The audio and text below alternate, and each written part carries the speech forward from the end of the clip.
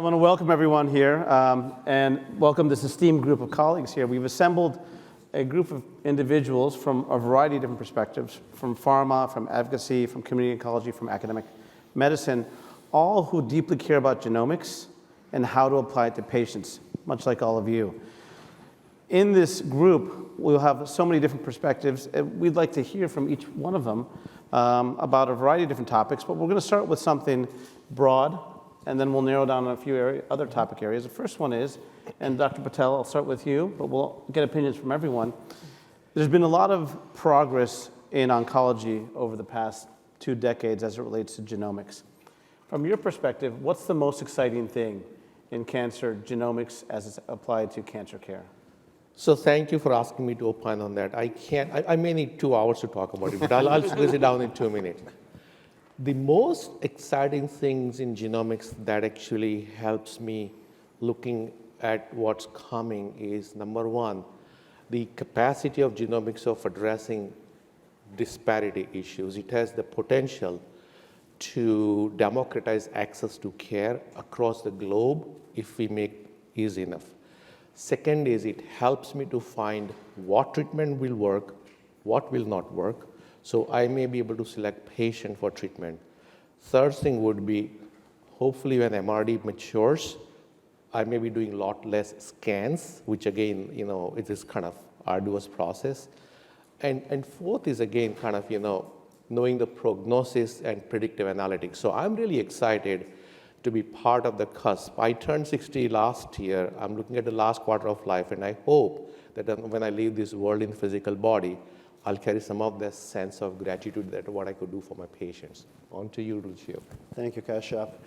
You said 4 or 5 things, so you got me. Sorry about that. That's okay. And those are all exciting. So that's going to lead us over the next decade, let's say. Yes, absolutely. So I am a clinician at heart. I run a large group in Florida Cancer Specialists. We have about 260 doctors, another 350 nurse practitioners. We see 80,000 new patients a year, 1.5 million return patients. So we're a large shop. And my passion is to decrease turnaround time of test results for us to get the best therapy for the patient at any given time. I think there's too much variability today in clinical medicine. There's too much delay in getting the test results. And there may not be as much compliance as we probably should have in terms of getting the right therapy for the right patient on time. So this is my passion. I'm going to be working really hard. What I really love is the interplay of data, genomics, and patient care. Great, thanks. Danielle? Thanks, Lucio. It's the same as really is what I think everybody's going to say. And I know although it's an overused phrase, I think it's relevant, and it's getting the right drug to the right patient at the right time, whether that be an approved therapy or a clinical trial where that may be the best option for a patient. And I have the privilege at GoTo Foundation to be overseeing all of our support services, programs, and education where we get to have these conversations with the patients on the daily. And way too often, those conversations are around proper upfront diagnostics and follow-up diagnostics not being the case. Yeah, thanks. And I appreciate the context of over the next decade, because as developers, we tend to be loose with the definition of current because we have to define what we want to achieve and then figure out how to do it. But I think what really excites me, and I think we're actually really close to it, realizing it, is the democratization of comprehensive genomic profiling, which is absolutely necessary. And I think we're really close because we certainly will continue to use tissue biopsies, surgical procedures to do that. But liquid biopsies, I think, is really driving that opportunity. Will help facilitate that democratization and enable access to comprehensive genomic profiling. I think all great answers. And I'll give you my perspective as somebody from the academic centers. So what I've seen is the ability to find special niches amongst patient populations and marry genomics with therapeutics. And probably one of the most dramatic examples I've seen is a study that we did at Memorial Sloan Kettering earlier this year, where we took patients with rectal cancer who normally get surgery, radiation, and chemotherapy. And we found genomically that they had mismatch repair deficiency and a high TMB, and we gave them a single single treatment with anti-PD-1 over 6 months, and in every single patient, the tumor disappeared. And I think those niches are out there, and at least from our perspective, but I think it's all of our jobs to find those niches where we can transform the outcome of these patients. And nothing more impressive than that will drive genomics forward. And so, Zach, I'm going to turn to you. So what do you think? We're scraping the tip of the iceberg here. You know, over the past 20 years, we've done exome sequencing on tumors. We've introduced liquid biopsies. We have new therapies. What's next? Now, this is a super hard question, but I'm challenging you here. Yeah, well, I will say, and I really appreciate being part of observing the presentation earlier today. I think it's really going beyond what we've been doing today, and the data and the depth of the data that are becoming available is incredibly exciting. And I think we have to be able to have the right infrastructure, the right approaches, the right capabilities across industry, academia, clinical practice that allow us to turn the robust and genomic scale data that's coming, and frankly it's here today, into actionable results. I think that's part of the responsibility of what comes next. And the data is inconceivably large, but it has to be translated into simple decision-making that will get certainly to a decision to treat and selection of therapy, but also to disease management. And I think that's what's coming next. I think from a precision medicine perspective, you know, I think we've started to achieve, I think we've realized there's some really exciting opportunities where comprehensive genomic profiling is now a companion diagnostic for treatment selection. But that's just one step in the patient journey. So I think we need to have the data, the capabilities, the infrastructure that allows us to go beyond the step and actually represent the patient journey. Right. Lucio, next. Yeah. So in academic centers like where we're at, Memorial Sloan Kettering, most patients get sequenced, the metastatic patients. Right. But that's not the case in the community. What's been your experience in bringing genomics to the community? Because it has different challenges. Yeah, definitely. We have been pioneers in this area in the country. In partnership with Illumina and with Pirion DX, we decided to take the bold move of installing our own genomic sequencing facilities in-house. Because we have a large number of new patients, there's no reason why we shouldn't be able to do so. In general, there's probably 40% missed opportunities for CGP testing in community oncology, which is simply absurd. And we have to bridge that. My goal, I told my team that I'm not going to rest until I see 92-95% of the patients who are there that should be appropriately sequenced, because life changes with the right therapy for the right patient at the right time. But to put it together, it was definitely a challenge. All the inertia to get a disruptive idea in community oncology was something that wasn't easy to overcome. Technology-wise, it's new technology for us. Of course, we have advanced laboratories, but genomics wasn't one of them. And then, in partnership with Illumina and others, we decided to bring in the best technology. We had obviously to hire our own molecular variants, and you don't see community oncology doctors hiring molecular PhDs to run, but that's what it takes. And also we had to create our own bioinformatics department. I had to hire 25 people that are much smarter than I am, and that doesn't take too much, but they're really great people to analyze the results of the test or the output and try to match with the patient. We have developed a very robust data governance project in which we're trying to, we'll be ready by the end of next year to really have all the demographics, line of therapy, diagnosis, laboratory data, organ function, performance status, all tokenized, so we will be able to match the right patient to the right drug. So we have had some outstanding examples of good results of the installation of genomics in practice. And I'll take a break here so I can ask others, but if you want me, I can keep going. And Dr. Patel, just from your perspective, and this is following on in the same vein, in the community, do you find that the oncologists understand genomics in the same way that let's say, someone in the cutting edge doing research on hasn't? And how do you educate them? I think, that's an excellent point. So They understand their willingness, but the education is a barrier, of course, because my neurons are dying rapidly compared to the genomic information coming out. So obviously, there's a need to educate. But there are other barriers that actually I see as a practitioner. So we are a small practice with 9 providers. I don't control over the pathology department. So when a patient gets diagnosed, say, with lung mass, they get bronchoscopy done, and then the pulmonologist will send few cells. My pathologist will do once mutation testing at a time, and this is reality today as well. So then I have to send the whole genome sequencing or whole exome sequencing, 40% time QNS. So that's actually, there's kind of a layer between me and the patient care. So maybe explain QNS. What does that? Quantity not sufficient. So when I request the sample to be sent over, first of all, if I send a request on Thursday, sample may not be sent out by Monday, Tuesday. So imagine if there's a patient sitting in front of you who you don't know if the report will be out 5 weeks later or not, if it's aggressive non-small cell lung cancer. That's one challenge. Second is the payer coverage. So patients say, I don't have money to do this. So that's the second challenge. Third is variability in the testing. So for example, one panel will test for 33, one panel will test for 58, one will test for 600 plus genes. So that's third.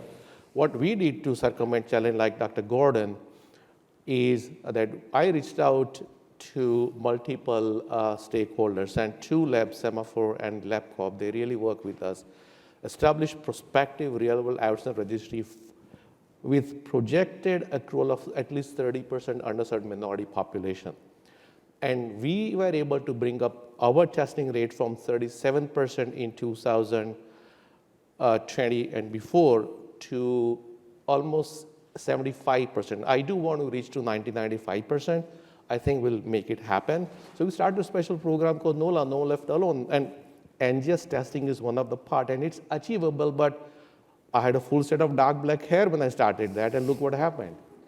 It takes a lot of effort. It's actually a whole village that you need to mobilize to get the up-to-date implementation of the genomic sequencing in the community clinic.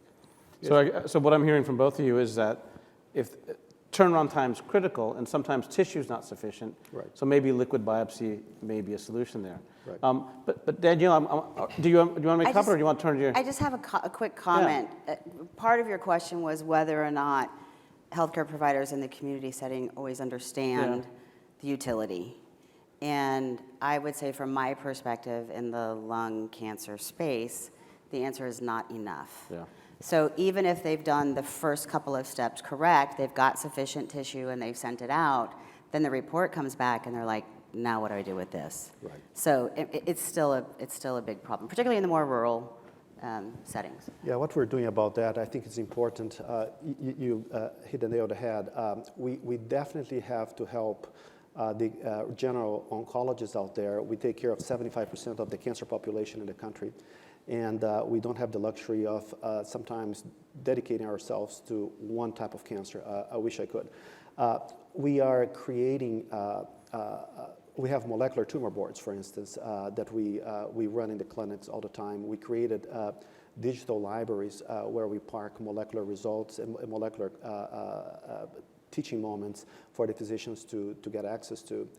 The other thing we're doing, we ingested all the NGS results, not only from our internal lab, but from all other labs, and we are matching to the patient specifics, diagnosis, line of therapy, performance status, and we are telling the doctor proactively, hey, Lucy, you have a patient that you're sitting on an NGS panel that should be on this drug, and why is she on chemotherapy? Because it happens, we are busy. It's not that we don't want to do the right thing. It's just crazy busy. So we are employing all the AI and non-AI tools to make sure we are educated. Like I told them, create a molecular help at flcancer.com. We will just write it there and make sure that we have molecular pathologists answering questions and matching answers. So it's really it's a process to get everybody educated. It isn't, and I think that's a good thing, but isn't part of the reality, and I know this at Memorial Sloan Kettering, is that the oncologists are seeing maybe 10 to 12 patients in an afternoon. Mm-hmm. They have 10 to 15 minutes to see that patient, and they get this genetic report sometimes that's 25 pages long. Right. And not only don't they have the proper education for marker and drug, but just they don't have time to see the patient. So I think some of the tools that you've developed where you flag the patient ahead of time can be educational. Zach, what about pharma's responsibility on educating? Because right now, if you have a drug, you look at the package insert, which is this white paper that you unfold, and you can read it. But again, it's small print, and in there it's telling you, okay, this drug's approved for this indication. But you know, I think there's variability in about education that comes from pharma. Absolutely. Well, yes. Yeah. And I think it is our responsibility and it's our duty, honestly. I think we're introducing new therapeutic intervention into clinical practice. I think as drug developers, we're really good. We can think about what that means in terms from a therapeutic perspective. We have to layer in what that means to the pathology practice, into the complete clinical practice, into institutional workflows, like you were mentioning, and we have to take that on, and we have to plan for it. I think we have to keep the end in mind. I think we have to know what the impact will be by introducing a new therapy, and we have to facilitate the informed use of these therapies. Right. So what about turning this around?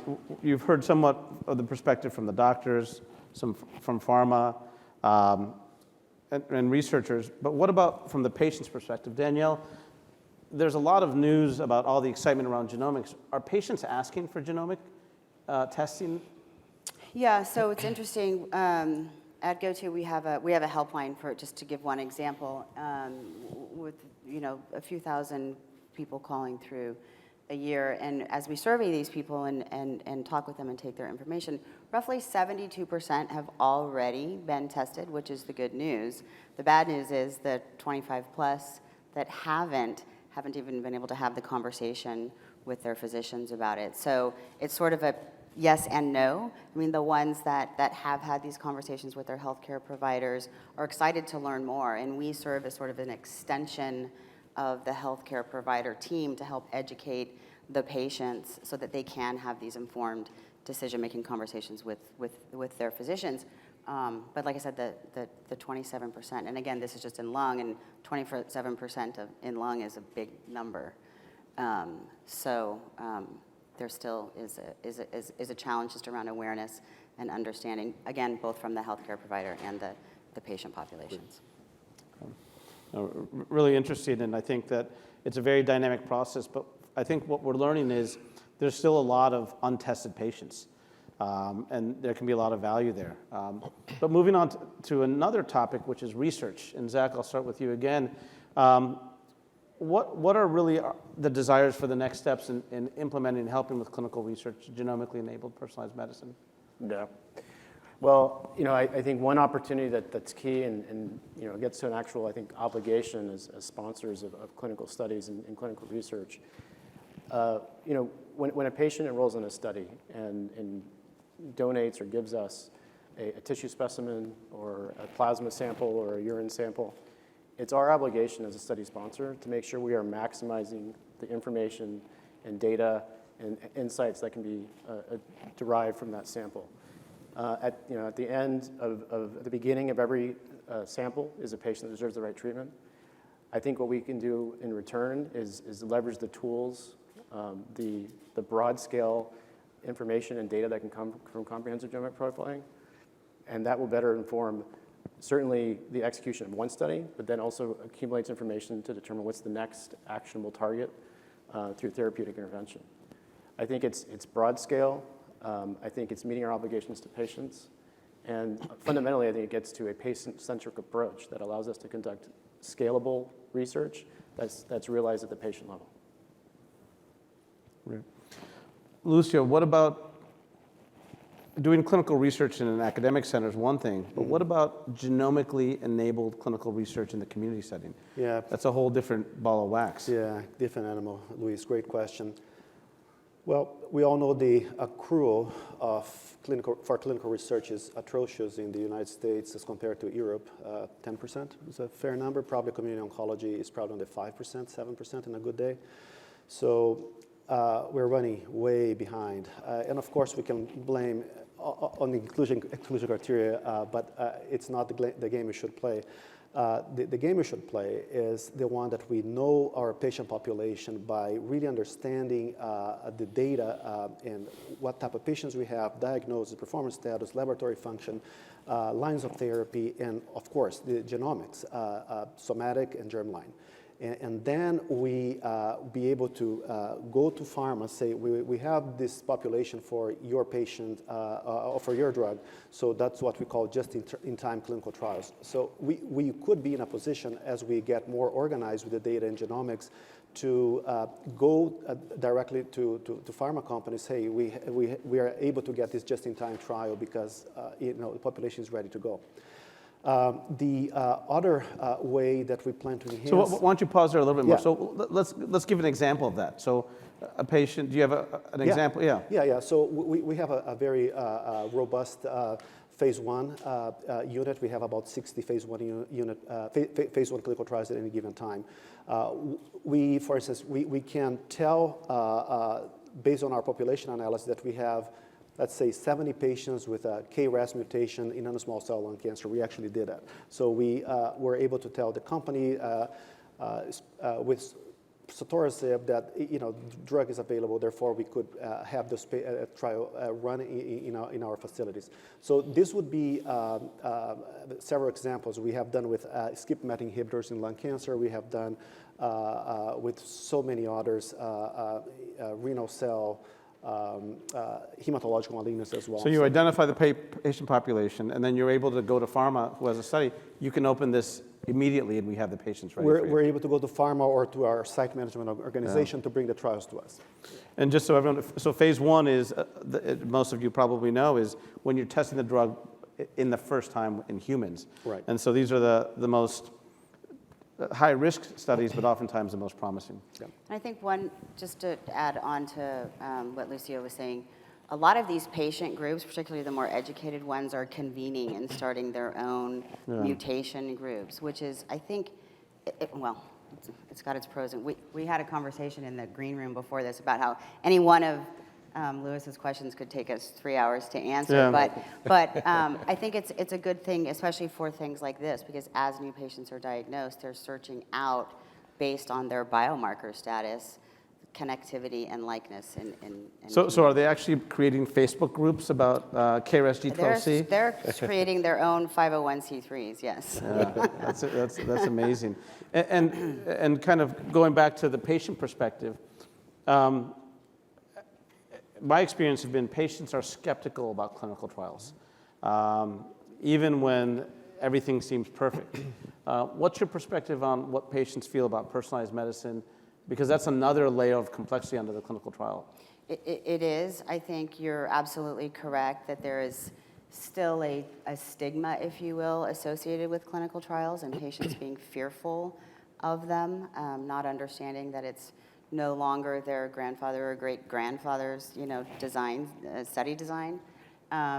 With that being said, a lot of the folks that we work with, again, in lung, so I can't speak to other cancers, but there are several, as you all know, biomarkers associated with lung cancer that have targeted therapies that are approved to target them, and they are looking for their back pocket experience, right? Like what comes next? If and when this drug that is targeting the driver of my cancer stops working, now what happens? So we do get a lot of inquiries around what's coming down the pike, and we are fortunate at GoTo to have a clinical trial navigation team that will help patients kind of navigate that process. So that's just, patients sound like they're scared, and they know that the therapy they're on at some point is not going to stop working, so they want almost like an insurance policy as to what do I do next. Plan B, Plan C, Yeah. Yep. So Dr. Patel, I'm going to ask you next, clinical trials and diversity. That's a big issue. Absolutely. Obviously, there's under-enrollment of diverse populations in clinical trials in this country, and I can only imagine globally it's even worse. Yeah. Thoughts about that?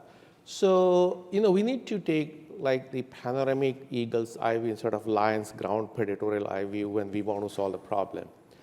ACR published report in 2020 under the cancer disparity. They concluded that 34%, mark this number, of all cancer deaths in the US are preventable if we didn't have disparities.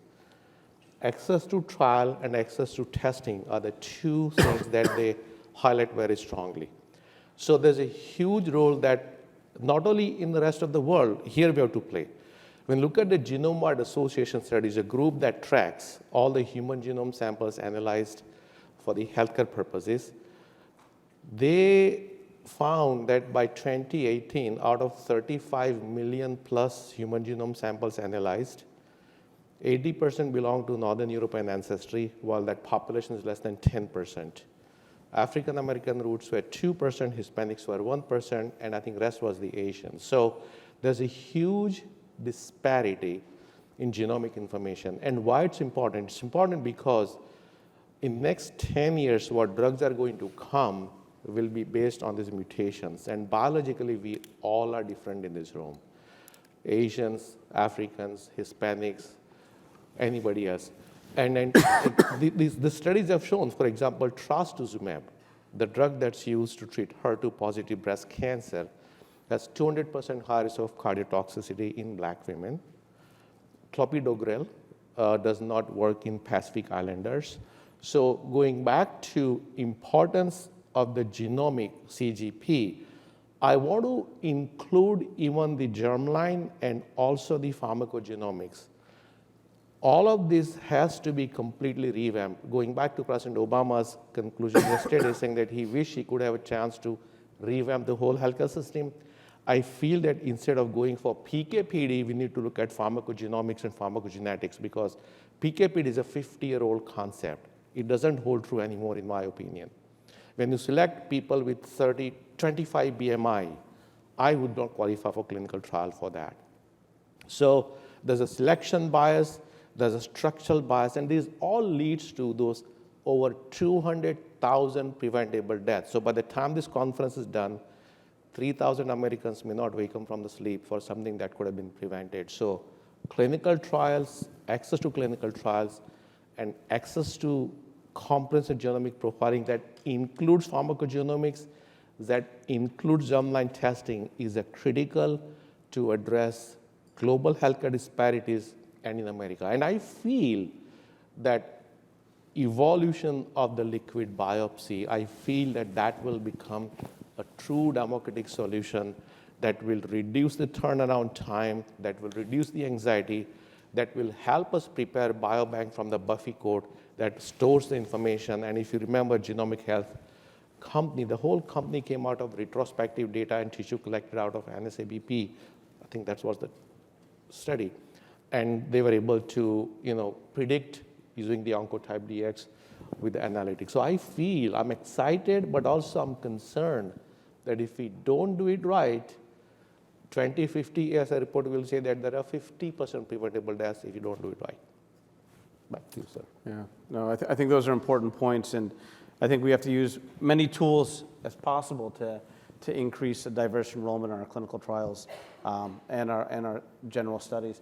So I'm going to stay with you because we're going to next move on to barriers of implementation of cancer genomics in the clinic. And at an academic center, oftentimes that we have this in front of us and it's much easier.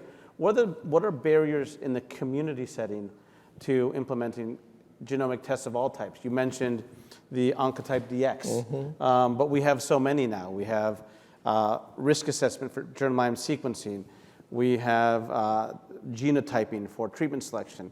You have resistance monitoring. You have minimal residual disease. You have tracking tumor burden. So what are the barriers, and what's keeping the large majority of patients from getting genomic sequencing or genomic testing in the community? Very important again. So we need to look at, again, panoramic view. Start with the patient. So what are the barriers at patient level? Comfort that patient has. And my experience has been a little bit contrarian, because when we talk to patients, we look to them eye to eye, spend enough time to tell them that this is going to be the outcome. You may not get benefit out of this if I don't find information that's useful to you, but it may help your future generations. And most of the patients, hallelujah, when can I give my blood? So I have not seen the implicit bias perspective. I would say 80% of my patients who are underserved minority don't even know what the Tuskegee experiment was. So I've seen this word used so often, but I think it probably may be more for the affluent minority population who are familiar with the literature. So patient perspective, their anxiety about out-of-pocket cost, that's a big barrier that I've seen. Next one comes to access to physician. So are they updated? Education of the providers is important, like Dr.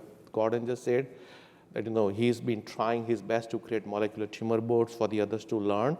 So that's an important piece, and industry needs to devote resources for that. Then comes tissue access. So hospital pathologists, and again, it depends on the contractual arrangement. It also leads to a lot of unpredictability. If I send a tissue sample to lab X because pathologists want to send it there, if I get a liquid biopsy from Foundation One or Guardant, there may be some sort of lack of overlap between the findings. So standardization of the number of genes and the type of tissue access. And then comes the payer coverage. And payer coverage is very important. And I want to give both message of hope and message of pessimism. So for all the industry partners who are in sequencing here, in last 6 months to a year, you might have seen massive layoff from multiple labs. And there was one common element in all those labs is, in fact, I spoke to one of the CEOs personally when he came to my house at the peak of the COVID. I said, first thing you need to do is to create a step to get paid. And the easiest one to work with is MolDX, because MolDX is the group that is actually, it's a sub-regulatory agency like an FDA. Prior to 2010, it did not exist, but I've known MolDX founder from day one, Dr. Elaine Jeter and Mike Barlow. I've known them for 15 years. I've been a CAC member for them. Full disclosure, I do evaluate the dossier that are submitted to multiple commercial payers. I feel that the day that you start doing sequencing technology or research, you start developing AV, CV, CU, and health economic outcome research impact. And I'll give you a small example, and I'll give it back to you after that. So if you are developing, say, germline test, and if you expect to be paid $500, you need to be able to create a scenario that if you have detection rate of, say, 12% of the pathological germline variant, you extrapolate that number and look at the downstream effect of development of cancer and show to the payer that by proactively investing $1 million now, you're saving about $7 million down the road. You're addressing disparities because you're democratizing the germline testing. And I've interacted with multiple payers. I wear a payer hat as well. And they all are willing to work as long as we provide them the right answers that they are looking for. So that is kind of, the barrier, the payer barrier. And if we eliminate this, again, coming back to liquid biopsy, universal germline testing, pharmacogenomic testing, it's an era of tremendous excitement, but also tremendous anxiety if you don't do it right. Well, I think that was a fantastic answer. And if I can summarize, it sounds like one of the barriers is education of the patient. Absolutely. Education of the physician. Of course. Then within the physician, education between physicians, because physicians feel like things are being taken from them. Payers. And showing that there's sustainable value from the test. So I think that those are key points. And the diagnostic business can be very challenging, especially for content providers. But I think those are very clear messages. I just want to give one more hope of optimism. So back in 2017, one of my friends that I went to high school with, his son was diagnosed with stage 4 lung cancer in UK. He was doing PhD. This guy is one of the judges for the Supreme Court in India. They sent him back to India saying that he's going to die within the next 6 weeks. Stage 4 non-small cell adenocarcinoma with the brain mets. I said, don't lose hope, send me a piece of tissue. I sent it to Foundation One. Alectinib was in third-line trial here. I requested Bill Anderson. They approved 1 month supply. The kid got married. He's riding motorcycle, doing PhD. That's the power of genomic medicine. A kid across 10,000 miles away from here. And look at what you guys have done together. But we need to democratize. That's the whole thing. And that's the power of genomics. It really democratizes and flattens things so that anyone has access to this type of information. Yep. And potentially this type of care, although we need to get better. And we'll come back to that point. Danielle, the role of advocacy in this whole landscape. Yeah, So I touched a little bit on one of my roles, and it is the patient education space. And we've created a really comprehensive library that is not only, following literacy guidelines, but health literacy guidelines to ensure that the folks reading it are understanding what they are reading so that they can then act upon what they learned, right? So that's a huge piece of what we do in English, Spanish, and some of it in simple Chinese, trying to cross some of those barriers of diversity. Another thing that we do, which I am not, directly responsible for, but one of my colleagues, through our Center of Excellence Network, we also have a continuing education program where we will go out in our community and educate healthcare providers on what's happening right now in lung cancer, including what's going on with genomics and biomarkers. That network consists of about roughly 900 community centers, both small and large, around the country, where we not only provide them this expert sort of education opportunity, but there's an exchange involved when you become a member of this, where there is this shared learning opportunity between healthcare providers. So if there is a question about what Dr. X is reading over here in one of their pathology reports, they can ask it on the exchange, and somebody from the exchange can kind of help to provide guidance and information there, which I think is one step. It's not all of the steps, but I think it's one very big step and something that we're really proud of, particularly in the lung space. That's fantastic. Lucio, you actually built a genomic testing facility for your doctors. So a different practical perspective for a barrier to implementing genomic testing. What's your perspective on this? Yeah, so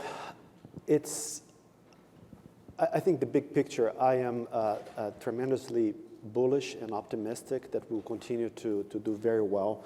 We'll get our physicians educated. Folks like Danielle will get the patients empowered to be demanding of us that we're testing them at the right time. I am bullish that Jensen and Zach will continue to bring more just-in-time clinical trials for us so we can serve these patients better and bring cure much more often and with more precision than ever before. I am bullish because I think the cost of care will eventually go down because overall survival, progression-free survival will improve, suffering will go down, quality of life will go up, and productivity of the individual who is sick will go up. And then eventually the curves will be such that the whole system will save. So it's a complicated thing to prove, but I am very optimistic that this will happen if we do it well. The minimal residual disease angle of this, it will practically change how we take care of patients. We will be doing way less CT scans, PET scans, maybe less biopsies in the future. So I am very excited that we are on the right track to serve our patients and do better every day. Great. Before why don't we move on to globalization? I know this is a topic that you're very interested in. That's an even harder problem and even a tougher solution. What's your perspective on globalization, Dr. Patel? I do think that, going back to Dr. Gordon's point, when we evolve into the liquid biopsy, concordance, validation, globalization will be possible. Again, going back to, I turned 60 last year, and I'm going to devote more time in global population health. That's why I dropped my clinic hours to 2 days a week. I treat 50 to 100 patients any given time internationally. But one thing that happened actually that triggered my interest was there was a patient, 32-year-old young female, never smoked, stage 4 lung cancer with brain mets. Her family is extremely wealthy. They reached out to me. Again, I had a tissue brought over to the US. She had exon 20 mutation, got on mobocertinib. In 4 months, she went into complete remission. So her family asked, what can we do to help you? I said, there are about 2.5 billion people living in South Asia. India, Indonesia, Malaysia, Vietnam, Pakistan, and part of Africa. They go to India for care. And I said, there's not a comprehensive genomic lab that exists. So I requested my contacts here in one of the labs, and their president actually was kind enough to come to my house. I asked this guy, they took a private jet to come to my house 2 months back. I'm going to take a team of this lab in December to India for a week, and hopefully we'll have the first global lab that will provide incredible amount of information, including bioinformatics and mutation profile using liquid biopsy in my hometown. And I feel that if I live long enough to see that succeed, my effort for globalization will be done. But that will actually be invaluable, because if you have the African genomic data. And the other thing I want to say is social determinants of health, because people live in different parts of the world. We still don't understand the impact of SDOH on the genomics. So this database, if you're able to create, that will truly democratize access to care, not only in the US, but across the world. So I'm really excited, and I hope and pray that I live long enough to see that happen. You will. Well, we want to do everything possible to keep you around as long as possible. But it brings up a good point. So that's a serendipitous situation where you had a wealthy family who's thankful and they set up a lab in your hometown. But I do think that the COVID pandemic has actually elevated the knowledge base across the world on genomic testing, dealing with DNA. But that's half of the issue, the diagnostic part. What about therapeutics? How do we get therapeutics all around the world? And what's part of the solution there? Well, I think we have to start with the understanding that it's not a one-size-fits-all approach. It cannot be homogeneous in terms of how we plan for it. We have to understand what are the needs, what are the factors, what are the realities of entering into clinical practice in various regions across the world. Even looking at the US versus EU, from a diagnostic perspective, it's very different. We have a mix of centralized, decentralized testing in the US. In the EU, it's principally decentralized. So how do we understand the decisions that will lead to treatment, and then how do we provide the right therapeutic tools that can then enter into clinical practice? I just want to add one more thing. We all know that wealthy family, because when you open up your wallet and open up the green dollar bill, the green dye that's used is what's being made there, and 18,000 tons of Tylenol comes from that company. So you all have you've been touched by that company. So one question that's not on my list to prepare you guys. So if you could offer one solution, one about the barriers, around the barriers of applying genomic medicine and personalized medicine to cancer patients. Zach, I'll start with you. One solution. There's got to be an app for that. A what? There's got to be an app for that, An app right? for that. But to be serious though, I think we have to have a very accessible, streamlined, and concise decision-making tool that leverages the comprehensive data, but can really drive to that specific clinical decision point. Danielle? Yes, that. But I also think that accessibility and education are huge. We've talked and sort of made various different points based on some of your different questions, and I think one of the big things is still access, whether it's here in the US or outside of the US. I mean, I can educate somebody in South America, but if they can't get the appropriate therapy, it's sort of like dangling, a carrot, and it feels really unfair. So really figuring out that globalization piece, I think, is going to be a huge piece of that. But even within our country, I think access is huge. We talked about clinical trials earlier, and majority of the clinical trials happen in a few handfuls of states. There's a lot of people in the middle and in other places that literally do not have access to these life-saving treatments. So access, I think, is big for me. Thank you. Yeah, Lucio. quickly, I think my vision on behalf of the company is to start and continue to produce high-quality, real-world evidence data in patients that we actually treat in the community and match with the genomics and show endpoints progression-free survival, quality of life, overall survival. So we're always kind of redoing the clinical trial. But to really push the payers to an unequivocal position that they cannot deny care, they cannot deny coverage, and also to make GCP testing such part of a routine that, if we're seeing 37% of all cancer patients in Florida, we're not going to miss anybody. Therefore, disparities right there will equilibrate to some extent. You get to wrap this up. So pan-cancer liquid biopsy that would include germline testing, pharmacogenomics, identification of target, and MRD, that will probably solve the issue and fully democratize the solution to everything that we're talking about. And I'll give you mine. Mine would be early detection, application of early detection across broad populations. I think the jury's still out on what test and what approach is the best, but we know that early detection can actually find things very early and circumvent the development of metastatic disease if you catch it early enough. Colon cancer is the example. Colonoscopies. If everyone got colonoscopies, very, very few people would get metastatic colon cancer, and very, very few people would die from colon cancer. And so I think early detection and screening is critical. Mm-hmm. So with that, I want to thank my fellow panelists for a very lively discussion.